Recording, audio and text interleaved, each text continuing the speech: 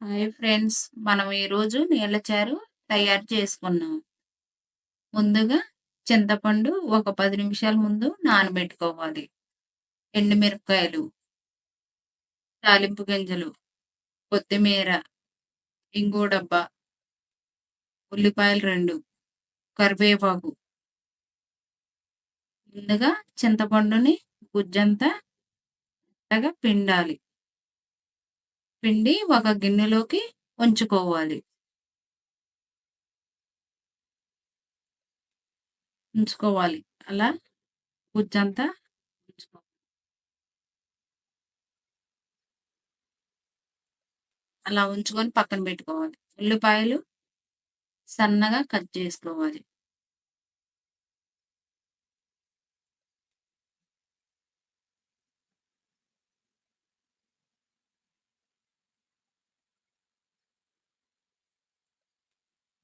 ఆ ఉల్లిపాయలన్నీ ప్లేట్‌లోకి తీసుకోవాలి. కొత్తిమీర కూడా సన్నగా కట్ చేసుకోవాలి.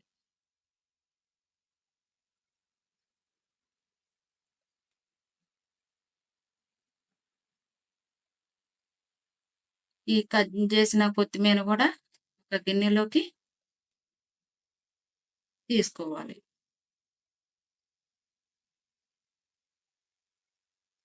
ఎండుమిర్చి తొడయలు తీసుకోవాలి.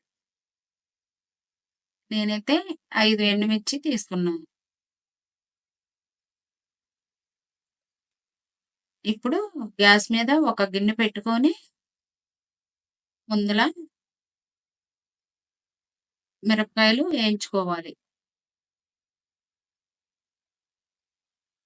బాగా మాడిపోకుండా లో ఫ్లేమ్‌లో పెట్టి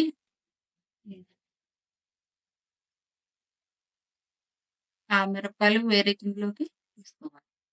ఆయిల్ వేసుకోవాలి.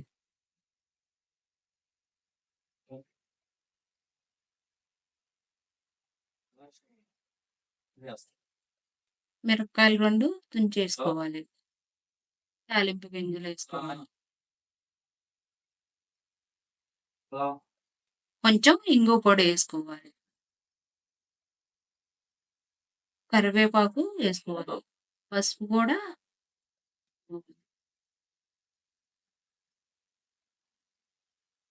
ఎల్లిపాయలు గూడా నలగొట్టి ఏసుకోవాలి.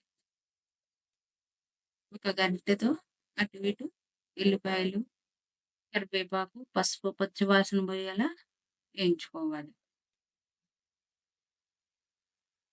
ఇప్పుడు చారులో పోసేయాలి.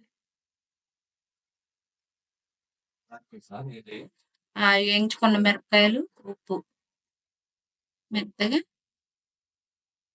మెత్తగా పిసకాలి. మెత్తగా పిసికితే ఆ చారులోకి కారం సరిపోతుంది.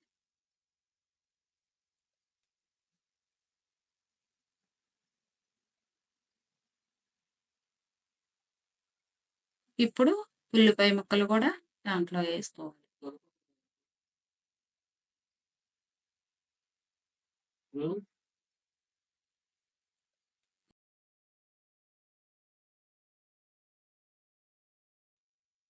ఇప్పుడు కొత్తిమీర కూడా వేసుకోవాలి. ఇప్పుడు నీళ్ళ చారు రెడీ.